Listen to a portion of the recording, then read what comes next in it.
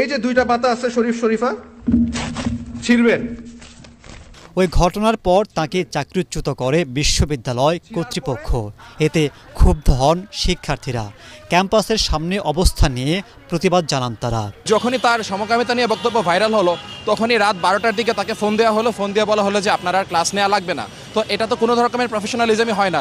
Even sir হচ্ছে ওনার পেজে একটা ভয়েস রেকর্ডিং আপলোড দিয়েছিলেন, যেখানে উনি ডিসিওর সাথে কথা বলছেন। ডিসি বলতেছে আপনাকে কোনো অফিসিয়াল মেইল দেওয়ার ইনস্ট্রাকশন আমাদের কাছে নেই।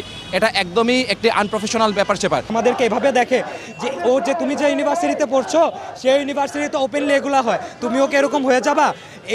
এই যে ধারণাটা সমাজের মাঝে যদি চলা শুরু হয়ে যায়, তাহলে কিন্তু এটা আমরা যে স্টুডেন্ট যারা আছি, মোস্ট অফ দ্য স্টুডেন্ট আমরা এটা সাপোর্ট করি না। কিন্তু আমাদের ইউনিভার্সিটি যদি এটাকে প্রমোট করে, এটা আমাদের স্টুডেন্টের ডেইলি লাইফে অনেক বাজেভাবে এফেক্ট করবে। বিষয়টির তদন্ত করে ব্যবস্থা নেয়ার কথা জানান শিক্ষামন্ত্রী।